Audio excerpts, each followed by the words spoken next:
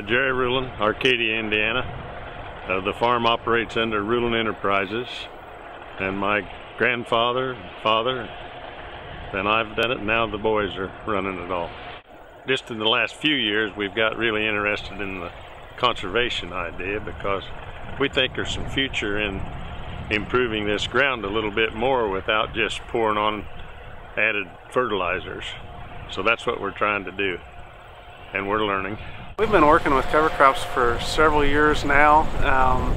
I think we talked earlier about using them some in waterways and whatnot, as much as 20 years ago to when we switched to no-till back in 1992. We started seeing some of that erosion in the wintertime that we weren't taking out with the tillage equipment anymore, so we started doing that about 20 years ago, and here in the last 6 or 7 years we've started expanding that and looking at the agronomic benefits and the soil health and biology benefits of moving cover crops across a wide number of our acres. When we get into the corn stalks, generally our cover crop of choice on our corn stalk ground is the cereal rye. It's worked out real well for us. Seems like the beans coming onto that do real well.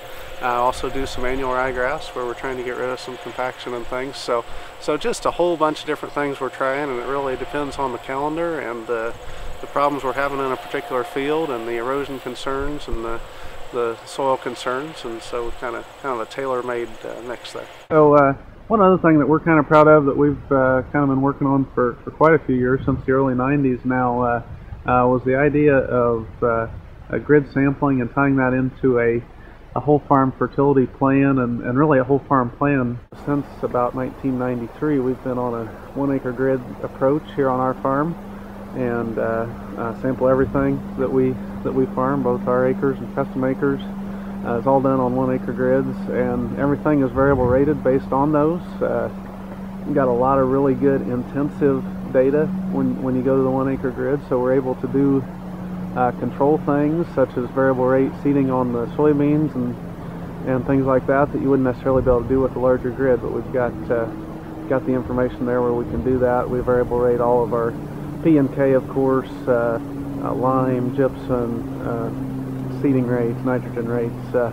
We're able off of that information to do all that, and really feel like just bang for the buck by getting that sort of precision and being able to make those recommendations. Both does what's environmentally the right thing to do and not applying in areas where test levels are too high and things like that, as well as economically. If we don't need something, there's no reason to be spending money putting it out there.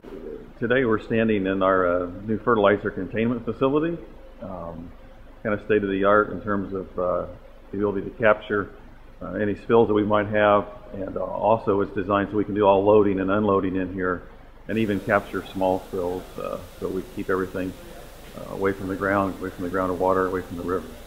One of the things that we've found to be kind of a fact of life is if you do the right environmental thing, it's usually the correct economic thing. From our perspective, this facility is really built more so that we can buy our liquid fertilizer needs when we choose to, or when the sellers want to sell the product.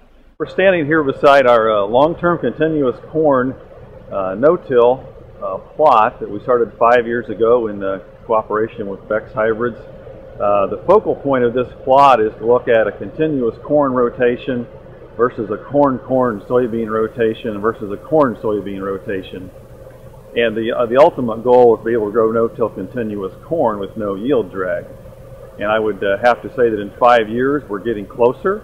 There's still a yield drag, maybe 5 bushel per acre, so nothing as bad as it would seem, I think, in the industry. And secondarily, I think more importantly, is we're able to find ways to make this system work better. Conservation has really come to the forefront in the last 10 years of looking at ways to improve the soil quality, improve the agronomics, at the same time reduce our cost. Doing the right thing environmentally and conservation-wise, in the end, is probably going to be the right thing for the farm in general as well. So that's our approach.